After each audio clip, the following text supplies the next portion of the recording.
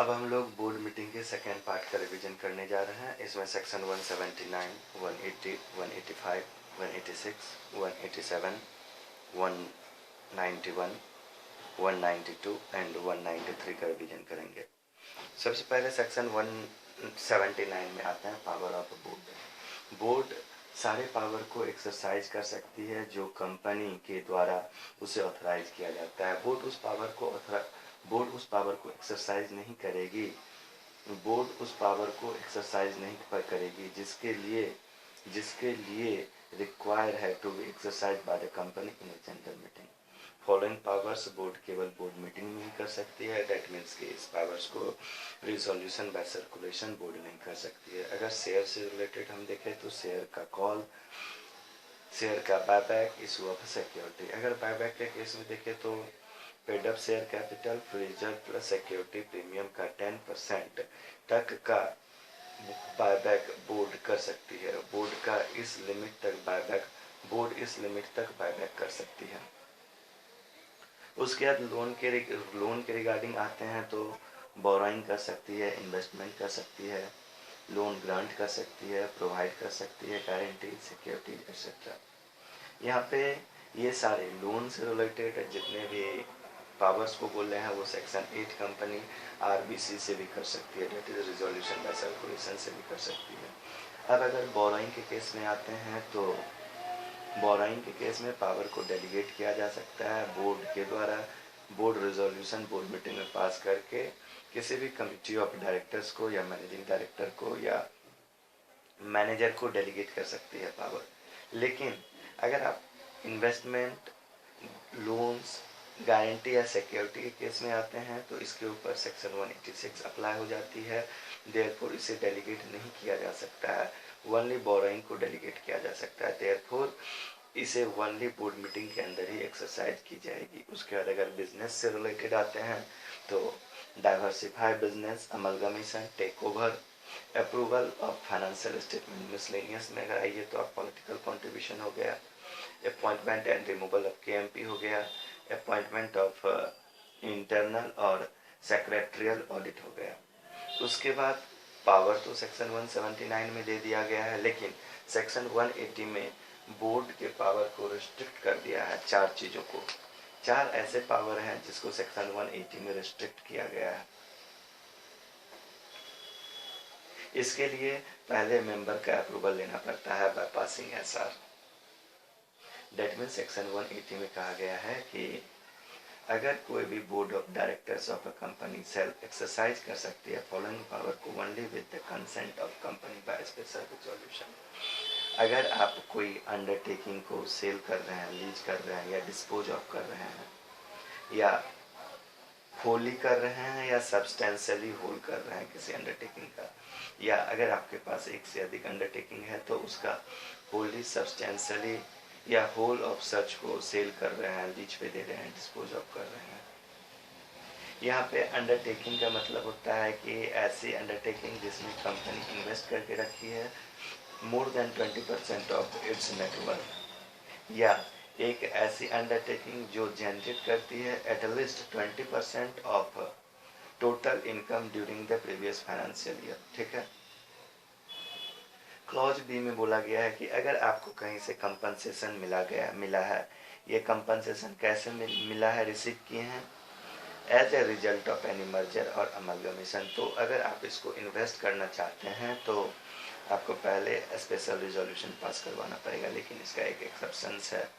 अगर आप किसी ट्रस्ट या सिक्योरिटी में इन्वेस्ट करना चाहते हैं तो आपको एसआर लेने की परमिशन नहीं है, एसआर लेने की ज़रूरत नहीं है। उसके बाद क्लॉज सी में बोला गया है कि आप मनी बोरो नहीं कर सकते हैं अगर एक लिमिट जो दिया गया है वो लिमिट से एक्सीड कर जाते हैं। आप मनी को बोरो नहीं कर सकते हैं अगर वो लिमिट एक्सीड कर जाते हैं तो आप बोरो करेंगे with prior approval by the company, SR pass करवा के। तो ये सेक्शन 180 सबसेक्शन 1 क्लॉज सी क्या बोलता है कि अगर आप मनी बोरो करना चाहते हैं टुगेदर विथ जो मनी ऑलरेडी बोरो कर लिया गया है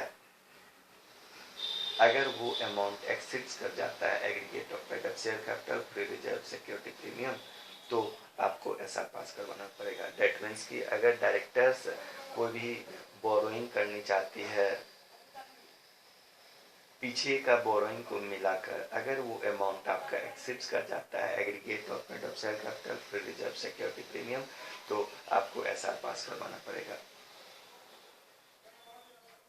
only for this clause, clause number C के लिए बोला गया है कि आपको सेक्शन 180 सबसेक्शन 1 क्लॉज सी के लिए स्पेसिफाई कर सकती है company exact amount up to which money may be borrowed by the board. ये जो अमाउंट को स्पेसिफाई करेगी ये स्पेशल रिजोल्यूशन पास करके किया जाएगा। यहाँ पे लोन में टेम्प्रोरी अमाउंट, टेम्प्रोरी लोन को इंक्लूड नहीं किया जाएगा, जिसे ऑर्डिनरी कोर्स ऑफ बिजनेस के लिए हम लोग लेते हैं। यहाँ टेम्प्रोरी लोन मीन्स क्या हो गया, एक ऐसा लोन जिसे रिपेबल ऑफ डिमांड किया गया, एक ऐसा लोन जिसे within 6 month from the date of such loan payment किया जाएगा, लेकिन यह इंक्लूड नहीं करता। या ऐसा लोन जो सीजनल कैरेक्टरिस्टिक्स का है, लेकिन यह लोन इंक्लूड नहीं करता है अगर आप लोन रेज किए हैं for the purpose of financial expenditure of capital nature. ठीक है। क्लॉज डी में बोलता है कि अगर कोई भी डायरेक्टर्स के पास डेप्ट ड्यू है और उस डेप्ट को आप रिमिट करना चाहते हैं या उसे रिपेमेंट के लिए एक्स्ट्रा टाइम देना चाहते हैं, तो ये आप तभी कर सकते हैं जब कंपनी के द्वारा आप एसआर पास करवा लेते हैं। ओके। उसके बाद आपका एक लास्ट पॉइंट दिया गया है कि सेक्शन 180 आपका एप्लीकेबल नहीं होगा, मतलब कि ये रिस्ट्रिक्शंस वाला पार्ट आपका प्राइवेट कंपनी के ऊपर नहीं होगा, प्राइवेट कंपनी के ऊपर नहीं होगा, बशर्ते कि वो प्राइवेट कंपनी सेक्शन 137 एंड 92 का डिफॉल्ट ना किया हो। उसके बाद हम लोग सेक्शन 185 में आते हैं, लोन टू डायरेक्टर। क्योंकि सेक्शन 179 में कंपनी को पावर दिया गया है कि आप लोग दे सकते हैं, therefore सेक्शन 179 का मिस यूज ना हो, इसलिए सेक्शन 185 एग्जिस्टेंस में आया। इसमें कहा गया कि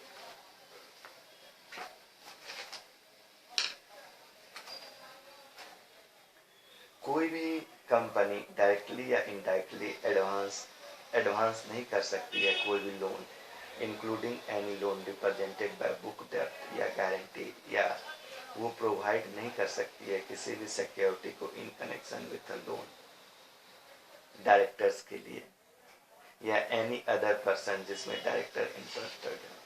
अब इस सेक्शन को डिटेल्स में देखते हैं। कंपनी एडवांस लोन नहीं दे सकती है डायरेक्टर्स को, होल्डिंग कंपनी के डायरेक्टर्स को।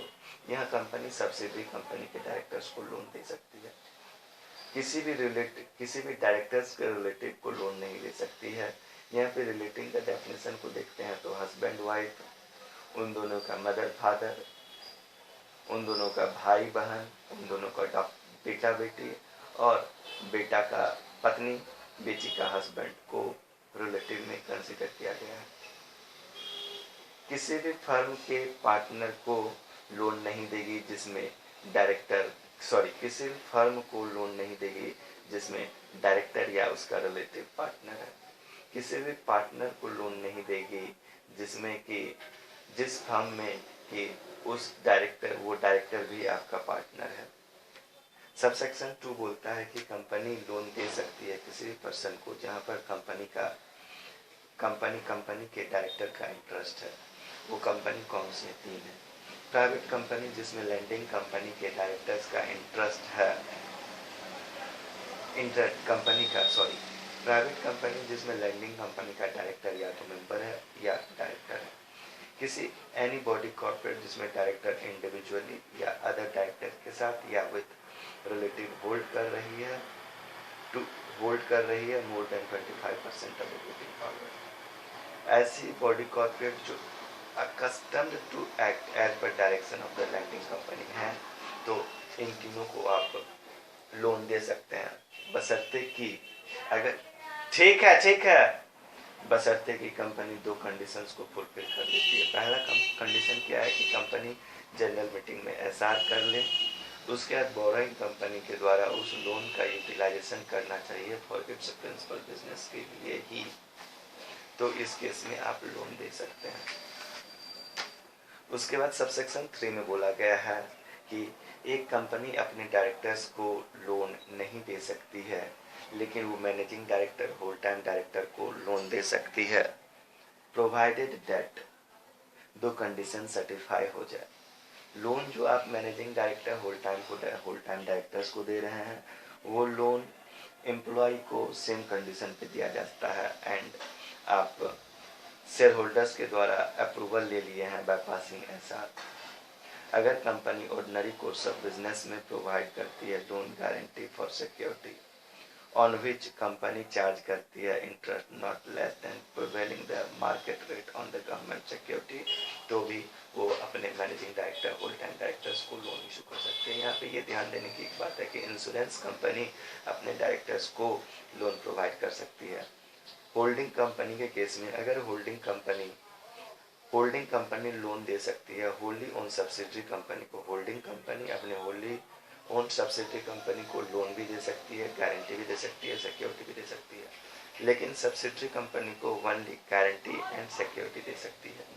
इसका एक प्री कंडीशन है, क्या? It must be insured that loan are utilized by the subsidiary company for its principal business. Okay, उसके बाद बोला गया है कि सेक्शन 185 का एग्जेम्पशंस दिया गया है 3 कंपनी को। सबसे पहले निजी कंपनी को, प्राइवेट कंपनी को, अगर प्राइवेट कंपनी 3 कंडीशंस को फुलफिल कर लेती है। गवर्नमेंट कंपनी को, गवर्नमेंट कंपनी ऑब्टेन कर सकता है approval of the relevant ministry या डिपार्टमेंट का बिफोर मेकिंग एनी लोन और गिविंग एनी गारंटी और providing any security. Private company में 3 कंडीशन क्या है? कोई भी अदर बॉडी कॉर्पोरेट उस प्राइवेट कंपनी में अपना मनी इन्वेस्ट नहीं किया हुआ हो, अगर वह प्राइवेट कंपनी बोरोइंग कर रखी है from any bank, financial institution और एनी बॉडी कॉर्पोरेट जो लेस देन होनी चाहिए twice of the paid up share capital और 50 करोड़ रुपी विच एवर इज लेस। अगर आप बोरोइंग करके रखे हैं किसी फाइनेंशियल इंस्टीट्यूशन से या बैंक से या बॉडी कॉर्पोरेट से, तो वो बोरोइंग आपका लेस देन होनी चाहिए twice of paid up share capital या 50 crore which ever is lower, उसके अंदर ही होनी चाहिए, और आप कोई भी डिफॉल्ट नहीं किए हैं इन रिपेमेंट ऑफ अ बोरोइंग। अब सेक्शन 186 में आते हैं। सेक्शन 186 में बोला गया है कि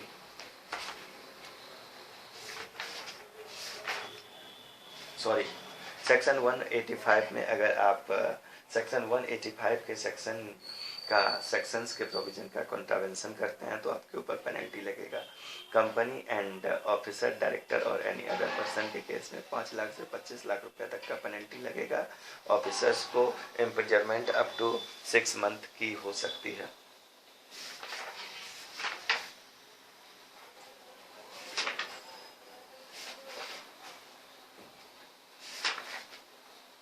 अब सेक्शन 186 में आते हैं। Loan and investment by the company.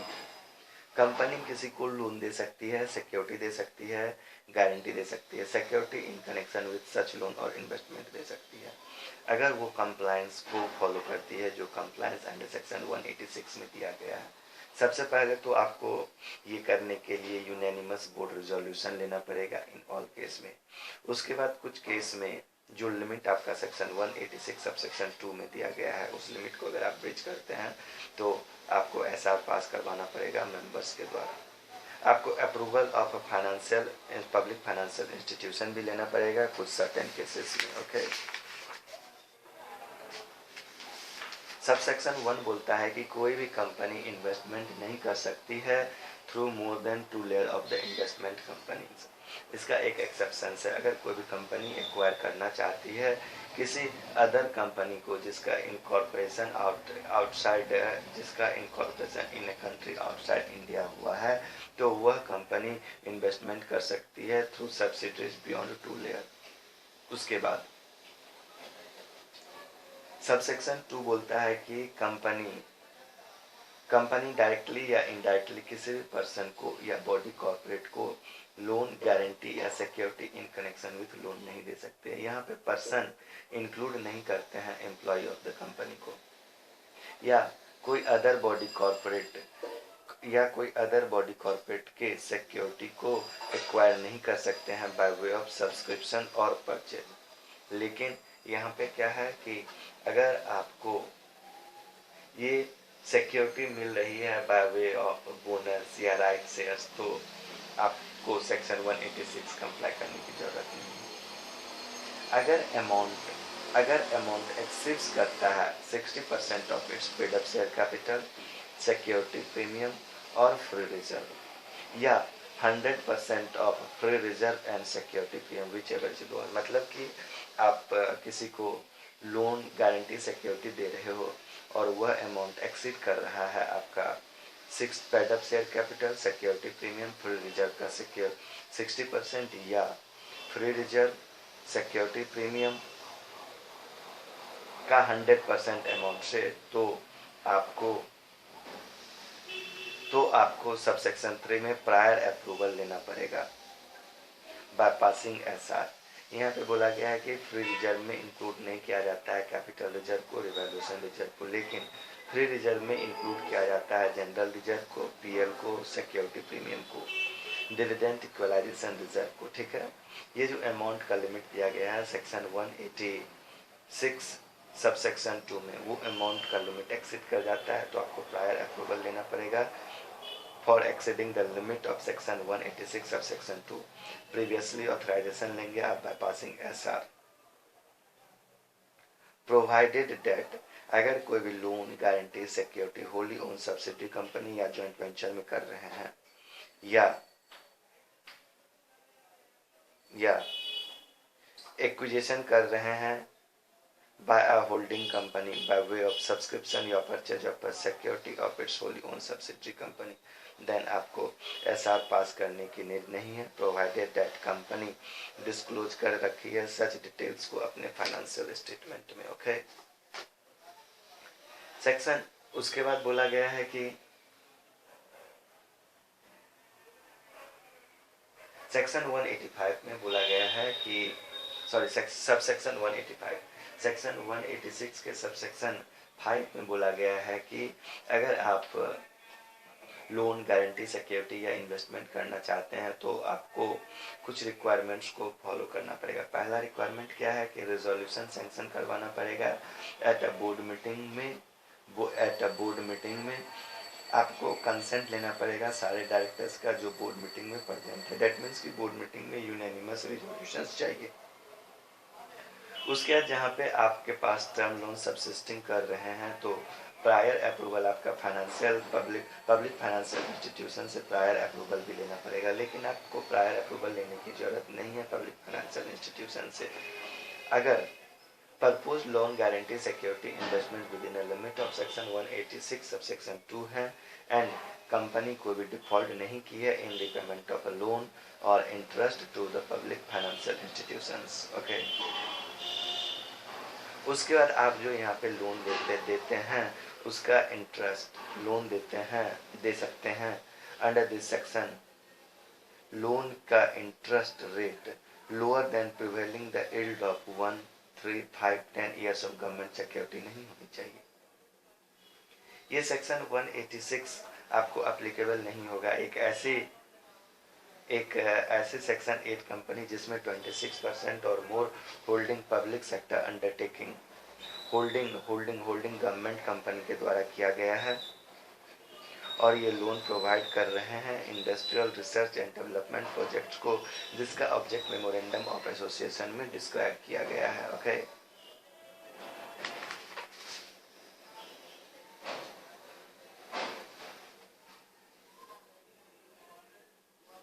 उसके बाद बोला गया कि बशर्ते कि वह सेक्शन 8 कंपनी सेक्शन 137 और 92 के कंप्लायंस को फुलफिल किया हुआ हो। आप लोन गारंटी सिक्योरिटी या इन्वेस्टमेंट नहीं कर सकते हैं until any default in repayment of deposit including interest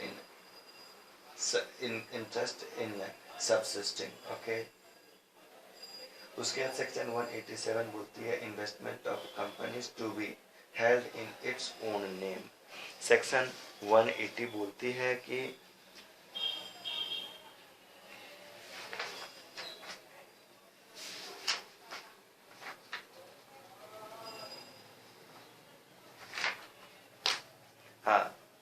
section 180 आपका restrictions on the power of a board था। Restrictions on power of board था 4 केस में। अंडरटेकिंग को सेल परचेज कर रहे हो, या फिर आपको जो कंपनसेशन मिला है वो कंपनसेशन को इन्वेस्ट कर रहे हो, या फिर आप बोरोइंग कर रहे हो, या फिर आप डायरेक्टर्स को जो डेब्ट ड्यू है उसके लिए उसको या तो माफ कर रहे हो या उसको रिपेमेंट के लिए टाइम दे रहे हो। उसके बाद सेक्शन 191 में आते हैं। सेक्शन 191 में बोला गया है कि payment of directors for payment to director for loss of office for transfer of shares property undertaking. Section 192 में बोला गया restrictions on non cash transactions involving directors. Section 193 में बोला गया है कि